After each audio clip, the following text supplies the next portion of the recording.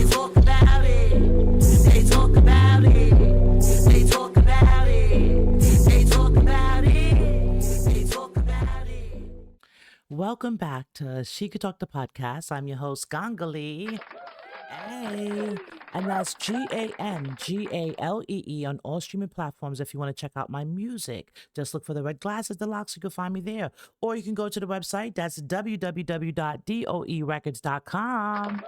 Okay, if you want to go ahead and submit some music for consideration, if you want to hit us up for collaborations, interviews, shows, etc., just come on over to the website. But over here at YouTube, on YouTube, as She Could Talk the podcast, on this channel, I react to everything. I react to news, sports, music, crime, politics, YouTubers, TikTokers. If they're talking about it, I'm talking about it.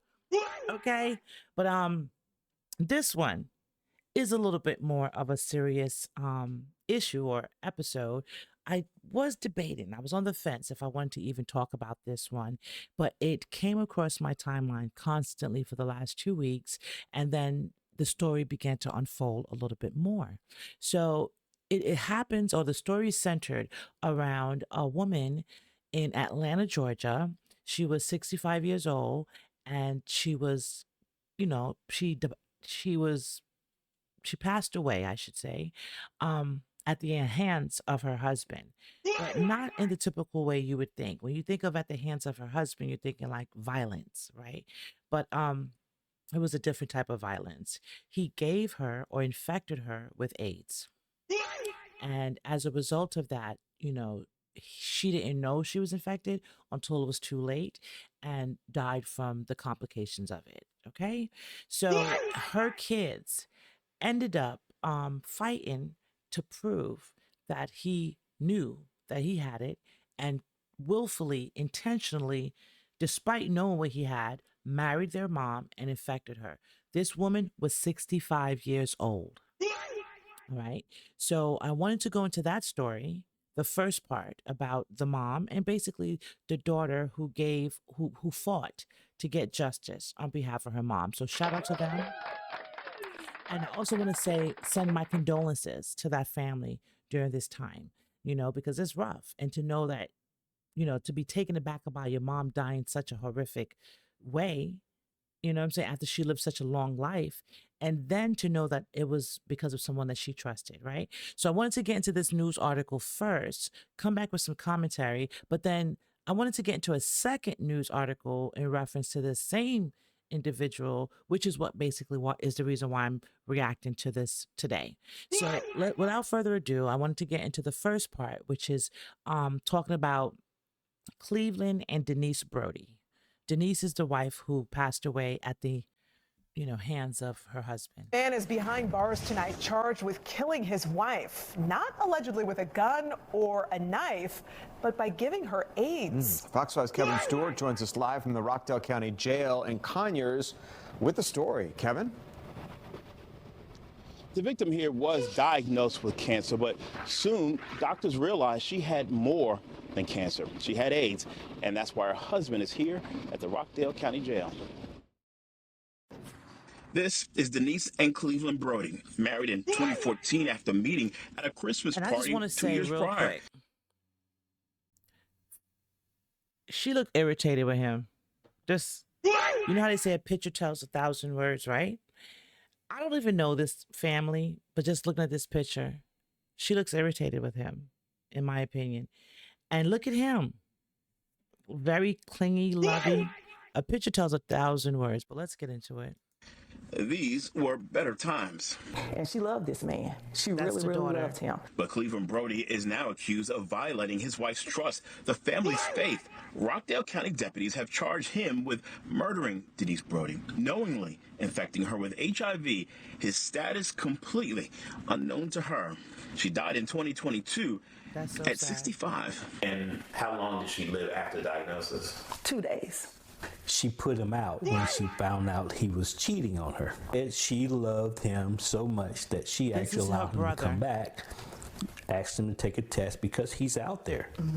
And he was smart enough to know that it would not get picked up. Prosecutors first charged the husband So in this is my 2020. thing. So there had to be some type of doubt there, right? Like, this is your husband, and he was being unfaithful, and then she took him back even after the infidelity, and made him take a test. So that's a very telling thing to me, because in my opinion, I feel like she knew he was definitely out there and couldn't be trusted. So that's first and foremost. Ladies, use discernment. We all need to use discernment, regardless of whatever age we are. Okay. 23 with only reckless conduct HIV, but the family pushed for murder and did the detective work to share with authorities. Get evidence of the fact that Shout he out had to it Miss Young right here. before She he did a met my great mother. job. 2 years later, now Getting her justice for stepfather her mom. is charged with felony murder. Because at any time he could have told her, I have this, and gave her the right to make the decision on whether or not she wanted to stay with him. Exactly. And one of the reasons why this is so tough for the family is because AIDS is no longer a death sentence. They're encouraging people to be tested for all STDs. Reporting live in Rockdale County, Kevin Stewart. Now that's definitely true. You know what I'm saying? And it did not have to be a death sentence, because he did not have to do that, first and foremost. Second of all, if he was honest with himself, he could have been honest with her, right? So there was a lot going on there. So I was like, that's crazy. Did he just, know, or did he not know? I was giving him a little benefit of the doubt until this popped up. And I was like, this can't be the same guy. This cannot be. Live at 5, a Metro Atlanta man just charged with murder. He is accused of intentionally spreading HIV to multiple people. Atlanta News First investigator Sierra Cummings joining us live at 5. So Sierra, you have been looking into this person for years. For years now, since 2023, a Rockdale County jury just indicted Cleveland Broadie, upgrading his charges to include malice murder and felony murder. Broadie is accused of knowing his HIV status since 2006, but not telling his partners about it. We first told you about this case in 2023, but shortly after Brodie's wife, Denise, died from having undiagnosed and untreated HIV for 5 years, according to her doctors. Denise's family took this case to Rockdale County Sheriff's Office. Let me just pause real quick. So she was 65 when she passed away, and he gave it to her at 60. That's wicked. That's wicked. You live your whole blessed life to come across an individual like this, and you're like, oh, in your old age, you want to settle down. Oh, this is a nice guy. He looks like, but these individuals just get old. They don't change. This is crazy. But this is not, it's multiple people. Are you hearing it? Let's let them finish. Prosecutors originally charged Broadie with reckless conduct, and a single count carries only a maximum penalty of 5 years in prison if found guilty. But Denise's family wanted to see more significant charges. Now, a Rockdale County jury has officially indicted Broadie on malice murder, felony murder, and 3 counts of reckless conduct, HIV-infected person. Those 3 counts of reckless conduct include Denise Brodie's case, plus 2 other women who came forward after our investigation. Cleveland Broadie previously pled not guilty to reckless conduct, but has not yet entered a plea for these new charges. You can watch our full investigation on AtlantaNewsFirst.com. In the studio, I'm Sierra Cummings. Atlanta News First investigates. Sierra, we know you'll stay on top of it. Thank you. Madness. So a total of 3 women came forward after, so 1 woman passed away and then 2 more came forward. How many more are out there? And is it just women? Because those are the questions you got to ask these days. So just, prayers up to all the women involved and all the families involved that had to deal with this at the behest of this individual, Cleveland Broadie, who's clearly up in his 60s. He's clearly an older gentleman, not so gentleman, that is out here ruining women's lives. Why? Now, these women, imagine if they would have just like chilled and said, I'm a relax, you know what I'm saying? And I'm not gonna, enjoy my older years, my golden years, travel.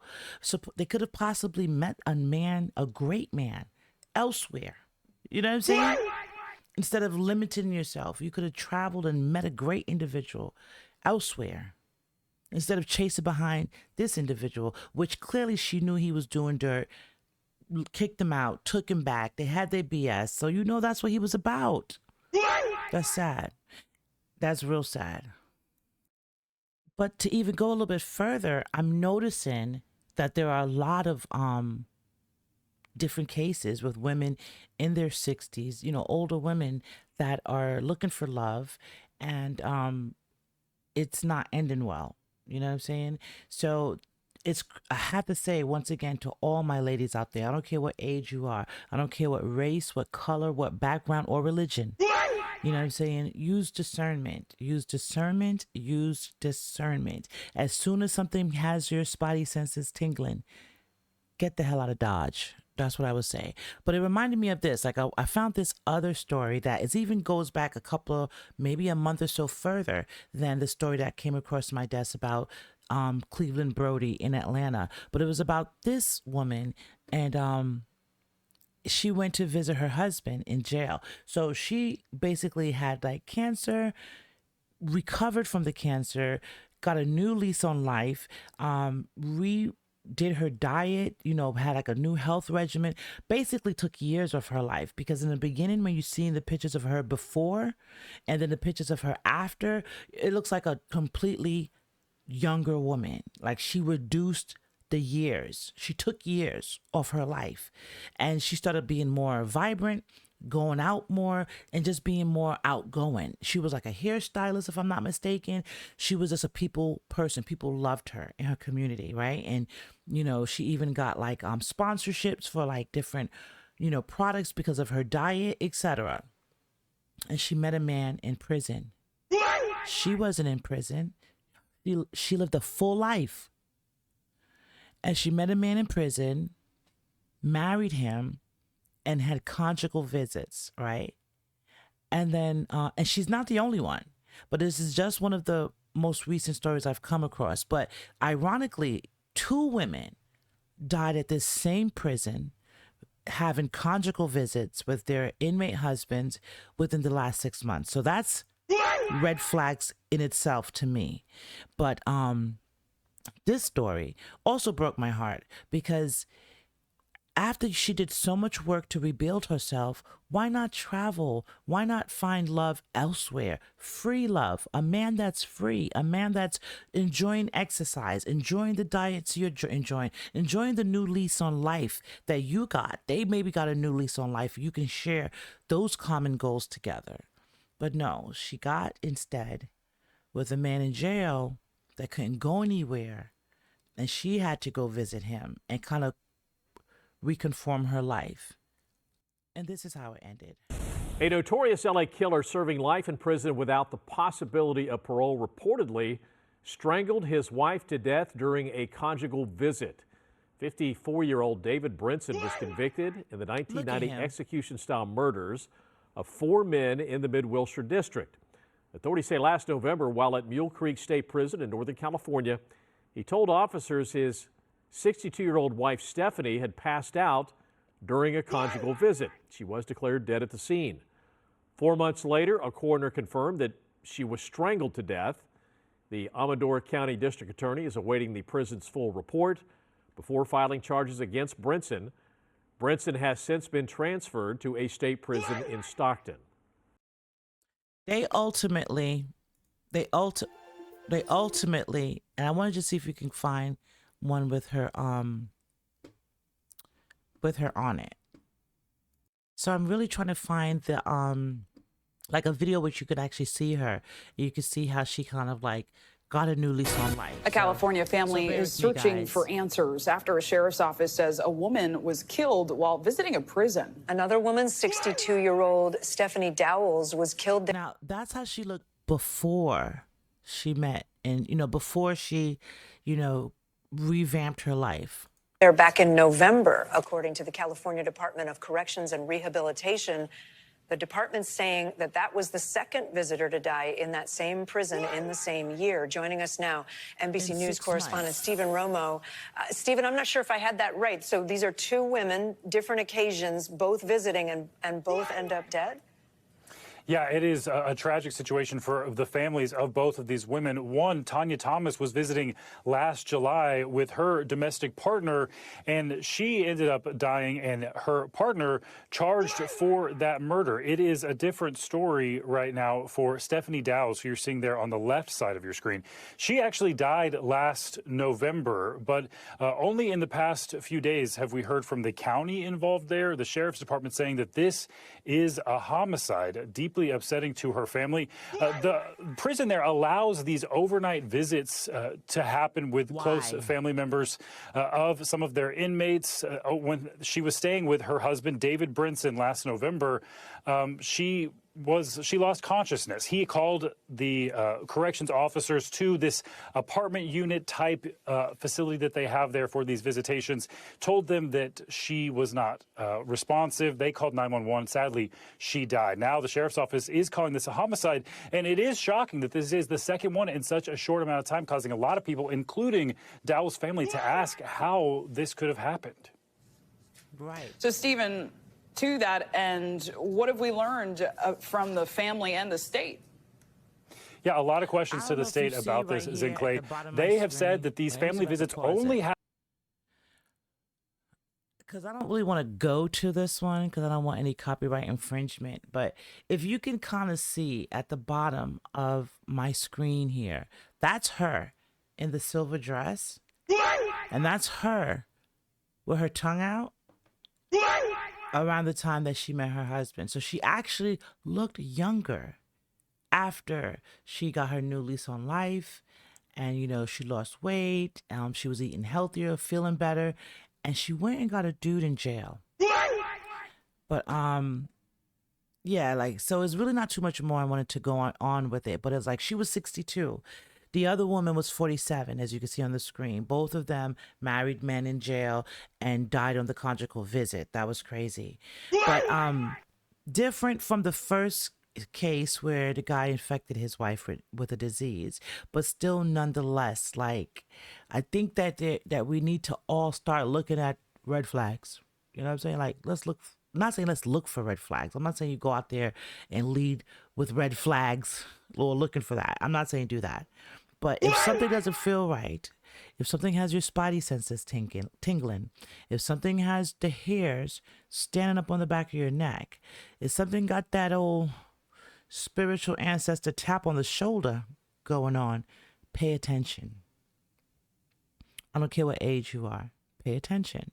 And I think that we shouldn't lose discernment as we get older, because I think that, you know, I fear that, you know, as people get older, they start to feel like, you know, options are slim. You know, I'm old. I have to, you know, take what I can get. And we really don't. We really don't. If you have faith that God will provide, if you have faith that what's for you will be for you, then you just gotta, you know, rely on that, and God will provide. You know what I'm saying? But to all the women involved and all the families that suffered the loss, I want to send out my condolences to them. To the most recent one, the Broadie family, Miss Young, shout out to you for fighting for that justice for your mom. Shout out to you. To the men involved, y'all already know where y'all could go. You know what I'm saying? Rhymes with yell.